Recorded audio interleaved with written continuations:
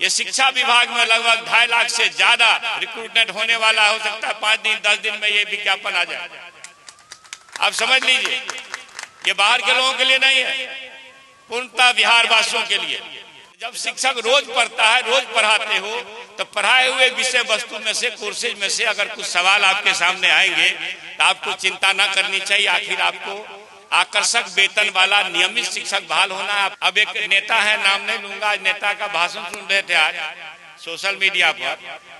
वो कह रहे थे कि आप परीक्षा ले रहे हो, आप परीक्षा ले रहे हो, आप नेट करते हैं, पीएचडी करते हैं, तो प्रोफेसर बनने के लिए दक्ष होते हैं, है कि नहीं बताइए? नेट करते हैं, अच्छी पढ़ाई करके कोई नेट करता है और अच्छी पढ़ाई करके कोई पीएचडी करता है, तो 2 मजबूत डिग्री लेने के बाद टेबल लैंप पर आपके आंख सूज जाते होंगे पढ़ते पढ़ते, तब आप प्रोफेसर होने की पात्रता रखते हैं। तो भाई आप शिक्षक बनने की पात्रता हासिल की है, आपने एसटीटी किया, आपने ट्रेनिंग लिया, तो आपको एग्जामिनेशन से क्यों घबराहट?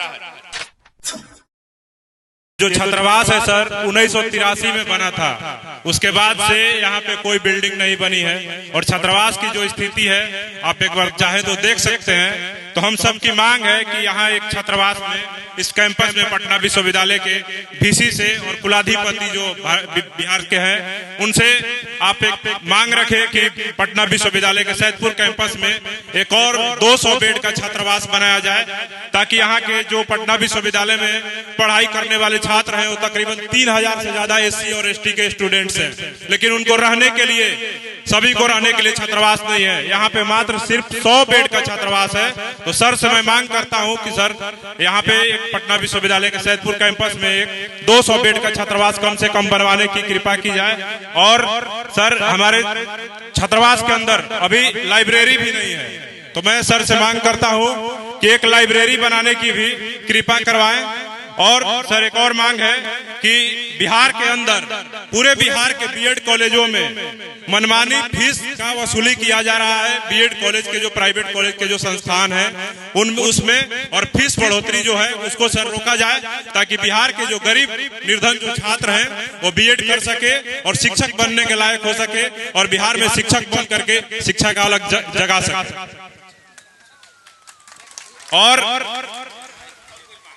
सर छात्रवृत्ति वाला सर मांग है, मैंने आपको उसका पूरा जो रिपोर्ट है, बिहार की सरकार छात्रवृत्ति कैसे बिहार में एससी एसटी छात्रों की छात्रवृत्ति को खत्म की है, उसको लेकर के मैंने आपको दे दिया है पहले ही लेटर। सर उसको एक बार स्टडी कर लेंगे। और सर तेलंगाना अखबार दिए हैं सर।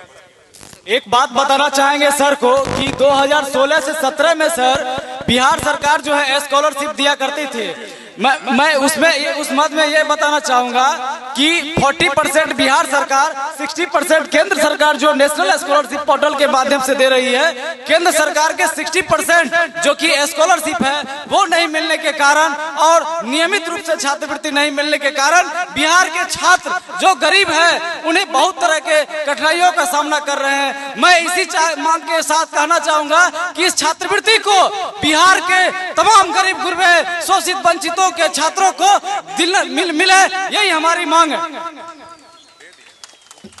चलिए, जो पहला मांग आपने किया छात्रावास का, तो शिक्षा मंत्री के रूप में और हमारे शानदार महान पुरुष है, अब भारत भूमि के नहीं विश्व के महान पुरुष का, तो उनके सामने संकल्प है, आपने मांग की है। हमको मांगना किससे, हमको देना है, हम तो शिक्षा मंत्री, तो वो हमारे बस की बात है।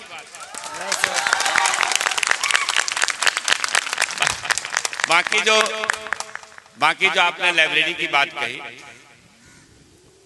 तो उसकी लाइब्रेरी की संभावना के लिए कुछ देख लेंगे। कानून किताब ये तो कि जानते हैं हम दे सकते हैं, तो हमने कहा तो लाइब्रेरी भी एक समृद्ध और समुन्नत लाइब्रेरी आपके हॉस्टल में, आपके छात्रों के बीच में हो, तो लाइब्रेरी हॉल बनाने में दिक्कत नहीं है, लेकिन वो क्या तकनीकी मामला हो सकता है उसमें, उसका अध्ययन करके तदनुसार काम करेंगे।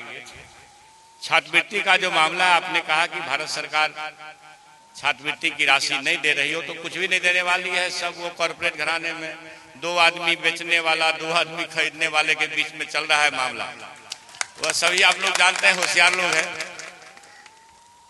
तो ये लेकिन हमें जो सूचना दी गई पिछली दफा विधानसभा में, ये सवाल मेरे सामने आए थे, तो 21-22 तक की छात्रवृत्ति मिल चुकी है। ये सरकार का जवाब था और ये 22-23 फिर 23-24 आएगा। तो उसमें जो भी संभावना होगी, आपको मैं यकीन दिलाता हूं कि माननीय मुख्यमंत्री जी और माननीय उप मुख्यमंत्री जी विदेशों में विदेश जब पढ़ने जाने वाले मेधावी हमारे छात्र और अति पिछड़ा दलित खास करके, उन्हीं के लिए ये स्कॉलरशिप योजना आई है, जो सरकार इस पर निर्णय ले चुकी है। ये उच्च स्तरीय माननीय मुख्यमंत्री जी के समीक्षा में ये बात आ गई है कि पिछड़ा और दलित, ये जो बच्चे बाहर जाते हैं पढ़ने के लिए, 30 लाख 25 लाख रुपया लगते हैं या ज्यादा पैसा लगता है, तो वो सरकार सहायता देगी, ये तय हो चुका है। इसका कानूनी रूप आना है, वो आ जाएगा। तो आपकी जो सरकार है, आपको पता है, इस मामले में माननीय मुख्यमंत्री नीतीश बाबू का भी काम की सराहना होनी चाहिए जरूर। जो उन्होंने पंचायतों में आरक्षण दिया, जब तक युग रहेगा तब तक उनका इतिहास इस रूप में याद किया जाएगा। इसलिए आपकी सरकार है, कहीं भटकने की जरूरत नहीं है। अब एक नेता है, नाम नहीं लूंगा, नेता का भाषण सुन रहे थे आज सोशल मीडिया पर। वो कह रहे थे कि आप परीक्षा ले रहे हो, आप परीक्षा ले रहे हो, आप नेट करते हैं, पीएचडी करते हैं, तो प्रोफेसर बनने के लिए दक्ष होते है कि नहीं बताइए? नेट करते हैं, अच्छी पढ़ाई करके कोई नेट करता है और अच्छी पढ़ाई करके कोई पीएचडी करता है। तो 2 मजबूत डिग्री लेने के बाद टेबल लैंप पर आपके आंख सूज जाते होंगे पढ़ते पढ़ते, तब आप प्रोफेसर होने की पात्रता रखते हैं। तो भाई आप शिक्षक बनने की पात्रता हासिल की है, आपने एसटीटी किया, आपने ट्रेनिंग लिया, तो आपको एग्जामिनेशन से क्यों घबराहट? ये जान लीजिए कि भारत अगर ज्ञान की भूमि कही गई है, भारत अगर अहिंसा की भूमि कही गई है, भारत अगर प्रशासन की भूमि कही गई है, भारत अगर गणतंत्र की भूमि कही गई है, भारत अगर संघर्ष की भूमि कही गई है, तो सबका केंद्र बिंदु यही बिहार है, यही मगध, यही वैशाली। इसलिए इस राज्य के मुखिया का ये संकल्प है कि हमें अपने ज्ञान के क्षेत्र में जो दुनिया लोहा मानता था बिहार के चलते भारत का, यही नालंदा है ना, यही मगध है ना, जहां भैंसांग, फाहियान, चीनी, पता नहीं हजारों विद्वान आए पढ़ने के लिए। तो कालांतर में हमारे यहाँ से जो ज्ञान का पलायन हो गया, सरकार का मजबूत संकल्प है, हम गुणवत्तापूर्ण शिक्षा तब दे पाएंगे जब गुणवत्ता युक्त शिक्षक बहाल हो। इसलिए इस मजबूत संकल्प में सबका सहयोग चाहिए। जो होगा बीती ताही विचारिए आगे की सुधि ले। हमारे जो शिक्षक बंधु हैं, नियोजित शिक्षक, आप समझिए तो बिहार वासियों के लिए ये शिक्षा विभाग में लगभग 2.5 लाख से ज्यादा रिक्रूटमेंट होने वाला। हो सकता है 5 दिन 10 दिन में ये विज्ञापन आ जाए। आप समझ लीजिए, ये बाहर के लोगों के लिए नहीं है, पूर्णतः बिहार वासियों के लिए। पहले ऐसा नहीं होता था। ये सरकार का संकल्प है, इसमें सबका सहयोग चाहिए।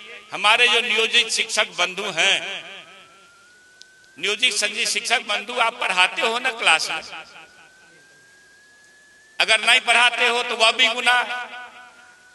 माता पिता का विश्वास अगर उठ जाए सरकारी संस्था से, तो सरकार का काम है उसको बहाल करना विश्वास।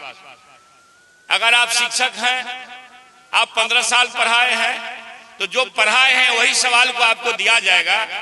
आज एक नेता कह रहे थे, आप लोग सोशल मीडिया पर देख लीजिएगा, शायद अपना पढ़ करके वो कभी डिग्री नहीं लिए हैं, वो कह रहे थे कि IAS IPS को आज बैठा दिया जाए तो क्या IAS IPS करेगा? तो IAS IPS बनने के बाद लोग पढ़ता है कि प्रशासन चलाता है और लाठी घुमाता है, वो कहां से पास करेगा? लेकिन शिक्षक रोज पढ़ता, शिक्षा मंत्री को भी रोज पढ़ना पड़ता है।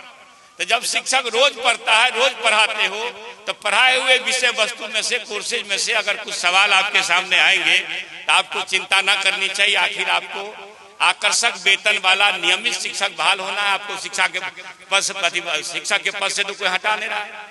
इसलिए इसे सरकार के इस संकल्प को सहयोग करें सभी लोग मिलकर के, आपके मन से कहना चाहता हूं, और तब बिहार की जय होगी। ज्ञान की भूमि पुनः ज्ञान की भूमि कहलाएगी। और आपके जो मांग है, मैंने मुख्य मांग लाइब्रेरी और हॉस्टल के लिए तो कहा, और बाकी छात्रवृत्ति के मामले में जो लोच है उसको समझेंगे अच्छी तरह से। सच है इधर विधानसभा चल रहा था तो उसको डिटेल में समझने का अवसर न मिला, समझूंगा, लेकिन यकीन रखिए हमारे मुखिया नीतीश बाबू जरूर आपके लिए विकल्प तलाशेंगे।